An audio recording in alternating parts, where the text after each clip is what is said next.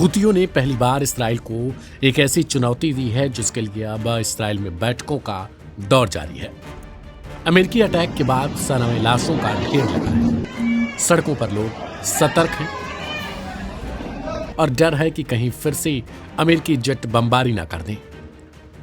लेकिन दूसरी तरफ लोग सड़कों पर उतरकर हुतियों को समर्थन भी दे रहे हैं कि वे इसराइल और अमेरिका को सबक सिखाएं। बुधवार को हुती ग्रुप ने इसराइल पर हाइपरसोनिक और बैलिस्टिक मिसाइलों से तगड़ा हमला बोला, जिसे दावे के मुताबिक आयरन डोम इंटरसेप्ट नहीं कर पाए। हालांकि इस्राएली डिफेंस फोर्सेस ने दावा किया कि आयरन डोम ने हुती मिसाइलों को हवा में ही ढेर कर दिया था। इन खबरों को साइड में रखकर अगर केवल इस बात पर फोकस करें कि हुतियों की मिसाइल की डिस्टेंस कहां तक थी, यानी ये रेंज कितनी थी, तो आंकड़े ही इसराइल की टेंशन का कारण बन चुके हैं। दरअसल अभी तक हुती ग्रुप की ओर से मिसाइलों को तेल अवीव तक ही दागी जाती थी, लेकिन अब यह दूरी एकदम से बढ़कर हाइफा तक जा पहुंची है। गूगल मैप पर संभावित दूरी अगर देखी जाए तो यह करीब 2600 किलोमीटर के आसपास पहुंचती है। यानी दावे के मुताबिक इसके लिए लंबी रेंज की मिसाइलों की जरूरत होगी। ऐसे में बाद में हुती प्रवक्ता ने भी दावा किया कि उन्होंने हाइफा को निशाना बनाने के लिए एक हाइपरसोनिक मिसाइल का इस्तेमाल किया था। हालांकि हुती ग्रुप पहले भी इस तरीके के दावे कर चुका है, लेकिन हाइफा के लिए उन्होंने कभी ऐसा नहीं कहा था। इस्राएली सेना के मुताबिक यह उत्तरी इसराइल तक पहुंचने वाली पहली पुष्टि की गई मिसाइल थी। यही कारण है कि इसराइल अब इस बात से परेशान है कि आखिर हजारों किलोमीटर तक मार करने वाली ऐसी मिसाइलें हुतियों के पास कैसे आ गई। हुतियों का दावा है कि उनके पास इससे भी खतरनाक मिसाइलों का जखीरा है, जो ज्यादा घातक होने के साथ ही लंबी रेंज में तबाही मचा सकता है। हुती ग्रुप की ओर से बुधवार को खुद यमन से संचालित इस ग्रुप के ब्रिगेडियर जनरल यहा सारी ने जानकारी देते हुए बताया कि सिर्फ इसराइल का सबसे बड़ा बंदरगाह हाइफा ही नहीं, बल्कि एक और इसराइली शहर जाफा में भी यमनी ड्रोन याफा ने तबाही मचाई है। लेकिन हुतियों के दावे से इसराइल की तकनीकी पर अब सवाल खड़े हो चुके हैं। जी हां, हुतियों का भी यह दावा है कि इसराइल के आयरन डोम को चकमा देकर यह मिसाइलें इसराइली लक्ष्यों को निशाना बनाने में कामयाब हो गई। यह दावा ठीक उसी प्रकार से है जिस तरीके से ईरान ने दावा किया था। यमन में जबरदस्त अमेरिकी हमलों के बावजूद हुती ग्रुप ने इसराइल के 2 शहरों पर निशाना साधा है। हालांकि इसराइल दावा कर रहा है कि उसने यमनी मिसाइलों को इंटरसेप्ट कर लिया था।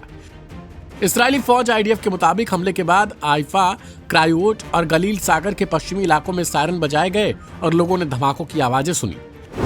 हाइफा शहर के लोकेशन और इतिहास समझिए। गौरतलब है कि इसराइल के जिस हाइफा शहर को अपनी मिसाइलों से हुती ग्रुप निशाना बनाने का दावा कर रहे हैं, वो यरूशलेम और तेल अवीव के बाद इसराइल का तीसरा सबसे बड़ा शहर है, जो यमन से सबसे ज्यादा दूर पड़ता है।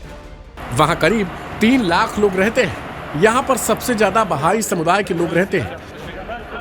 सन 1948 की फिलिस्तीन जंग में जब हाइफा में जंग हुई तो यहाँ की अरब आबादी शहर छोड़कर भाग गई। इसके बाद यह शहर इसराइल का हिस्सा बन गया। हाइफा एक बंदरगाह शहर है। हुती अटैक को लेकर टाइम्स ऑफ इसराइल ने बताया कि हाइफा और उसके आसपास के इलाकों के साथ साथ पश्चिमी गैलीली क्षेत्र में सुबह 4 बजे सायरन बजने लगे। हाइफा और शेरोन क्षेत्र में इंटरसेप्शन से होने वाले विस्फोटों की आवाजें सुनी गई थी। यानी कुल मिलाकर देखा जाए तो हजारों किलोमीटर दूर हुतियों की मिसाइल रेंज अब अमेरिका और इसराइल के लिए एक बड़ी चुनौती बन चुकी है। इस रिपोर्ट में इतना ही।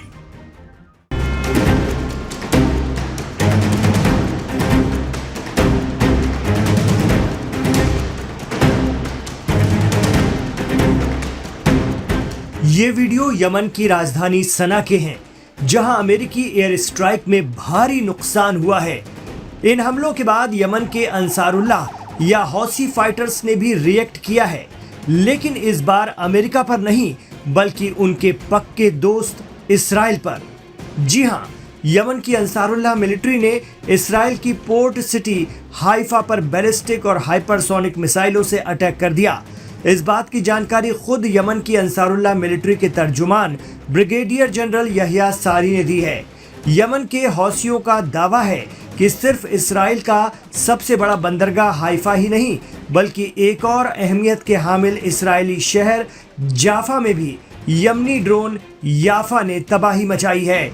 इस तरह उन्होंने जबरदस्त अमेरिकी हमलों के बावजूद इसराइल के 2 शहरों पर निशाना साधा है। हालांकि इसराइल दावा कर रहा है कि उसने यमनी मिसाइलों को इंटरसेप्ट करके मार गिराया है। इस्राएली फौज IDF के मुताबिक हमले के बाद हाइफा, क्रायोट और गलील सागर के पश्चिमी इलाकों में सायरन बजाए गए और लोगों ने धमाकों की आवाजें सुनी। गौरतलब है कि इसराइल के जिस हाइफा शहर को अपनी मिसाइलों से निशाना बनाने का यमन के अंसारुल्लाह दावा कर रहे हैं, वो यरूशलेम और तेल अवीव के बाद इसराइल का तीसरा सबसे बड़ा शहर है। यहाँ करीब 3 लाख लोग रहते हैं। यहाँ पर सबसे ज्यादा बहाई समुदाय के लोग रहते हैं। 1948 की फिलिस्तीन जंग में जब हाइफा में भी जंग हुई तो यहाँ की अरब आबादी शहर छोड़कर भाग गई थी। इसके बाद ये शहर इसराइल का हिस्सा बन गया। हाइफा एक बंदरगाह शहर है। हाइफा इसराइल का एक अहम पोर्ट भी है। ऐसे में यमन से करीब 2000 किलोमीटर दूर इस इलाके में हौसियों की बैलिस्टिक मिसाइलों का पहुंचना बता रहा है कि हौसियों के पास इसराइल को निशाना बनाने की सलाहियत मौजूद है।